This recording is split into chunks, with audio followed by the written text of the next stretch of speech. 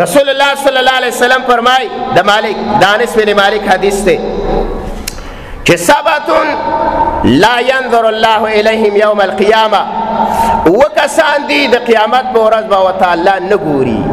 د رحمت نظر به دې ورته ونشي ولا یزکیهم نه به الله پاک کی د دې بدکارۍ او د دې منحوست او د ګناه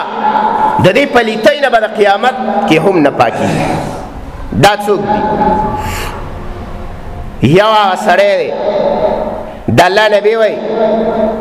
ولا یجمعهم مع المؤمنین مع العالمین او الله به دوی د بندگانو سره یو ځای کوي نه دا به جدای پاک بم نه الله به ورته د رحمت په نظر هم نه ګوري او نه به د خلقو سره ملګري کوي دا څوک دي يدخلون النار اول الداخلين د الله نبی وایي اول جهنمیان به دقه خلکي ورته چې ځي اول به دی ځي مگر الا یتوبو چا چې توبه ویستله نو هغه به د دې نه خارج وي یعنی الله به په ده رحم وکړي تاب الله علیه دا اووه کسان دا دي الناکحو یده د الله نبي وایي چې خپله اوبه دا په لاس خارج کوي په لاس باندې د ځان نه اوبه وباسي غسل واجبوي په ځان د الله نبي وایي الناکحو یده د لاسه نکاح کوي د لاسه ودونه کوي وای دا سړی به الله د قیامت په ورځ پاک نه کړي نه به د مخلوق سره جمع کیا اول جهنمی بدای دویم د الله نبی وای والفاعل مفعول هغه نارینه چې هغه ته بل راتګ کوي او هغه نارینه چې هغه بل ته تګ کوي یعنې دوه کسان چې هلکان او نارینه دي او دا د یو بل سره بدکارۍ نه کوي دی بم الله نه پاکوي او دریم وای مدمن خمر همیشه شراب سکون کې او توبه نه وباسي او څلورم وای والضارب ابویه حتی یستغیثا یعنی مور او پلار لره ویونکې مور او پلار وای هره ورځ یې ټکوي او حتی تر دې پورې چې د هغوی د خولې نه فریادي نه وځي نو د الله نبی وای دا سړی به الله پاک نه کړي پنځم والمودي جیرانه حتی یلعنه او پنځم هغه سړی چې ګاونډي ته نه دومره تنګ دی چې هره ورځ ورته خیرې کوي چې الله دې دا غر کړي دا پلانې دا د برید نه نه کیني دا پلانې دې الله تباه کړي دا ما ته کچرې راچوي دا پلانې دې الله غر کړي ما لکندې کړي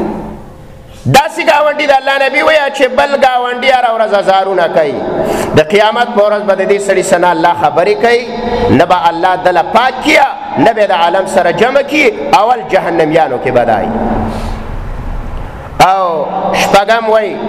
والناکحو حلیلة جاریه او شپږم هغه سړی دی چې هغه د خپلې ګاونډۍ سره بدکاري وکړي د ګاونډي ډېر حق دی په شریعت کې او دا د ګاونډۍ سره څه کوي بدکارۍ نه کوي نو رسول الله صلی الله علیه وسلم فرمایا په دې باندې څه دی د الله لعنت په داسې خلکو باندې د الله نبي وایي وریږي او دې سړی الله نه پاکوي داسې خلک بهرحال زمونږ مقصود پکې څه الفاعل والمفعول یعنې هغه څه نارینه چې راتګ کوي بل ته او هغه نارینه چاته بل تک کوي عیسی علیه السلام کتاب الکبائر کې علامه ذهبي رحمه الله یو واقعه لیکلې ده عیسی علیه السلام بهر ته لاړ چې کله یو ځای ته ورسېد اور بلیدلو او یو سړی په دې اور کې سوځي عیسی علیه السلام اوبه راواغستلې زړه پې وسو چې یاره اوبه پې ورواړو چې کله د اور خواله ورغلی اوبې ور اړولې هغه اور نه ښایسته هلک جوړ شو او سیټ یو بل هلک هم ولاړ دی دوه نارینه تې جوړ شو د اور نه عیسی علیه السلام حیرانه شو د الله نه درخواست وکړو سوال یې ورته وکړو چې الله دا څه مسله وه اور بلیدلو سړی سو زما زړه کې ترس رالی ما اوبه وراوړلې هغه نه دوه سړي جوړ شو الله رب العزت عیسی علیه السلام ته وایي د دې کس نه تپوس وکړه د دې کسانو نه دا څوک دي. عیسی علیه السلام د دې هلک نه تپوس وکړو وایي دا څه مسله ده. د باقي یو ګویا شو د عیسی علیه السلام ته وایي یا روح الله. د عیسی علیه السلام روح الله نوم په تورات کې دا نوم په انجیل کې هم دا قرآن کریم کې متوي روح الله ځکه دا په کلمه د کون فک سره پیدا شوی د پلار نه بې پلاره پیدا دی دا یوه نښه ده د الله د قدرتونو نه. نو ده ته یې ویل چې یا روح الله مسله دا وه چې دا هلک او بېګیرې و زما ورسره محبت زه به ورسره کېناستم پاڅېدمه حتی تر دې پورې چې شیطان زما زړه کې ور واچوله د ده څه ما بدکاري کړې وه. اوس د ده د بدن نه اور جوړېږي زه پکې یو ورځ سوځم او یو ورځ زما د بدن نه اور جوړېږي دا پکې سوځي او دا سزا یې موږ ته لیکلې ده د ورځ د قیامته پورې. بیا به الله ویل ته حساب کوو چې کله محشر ورځ ولګېده. دا علامه زاهبي رحم الله کتاب الکبائر کې لیکلې ده دا واقعه.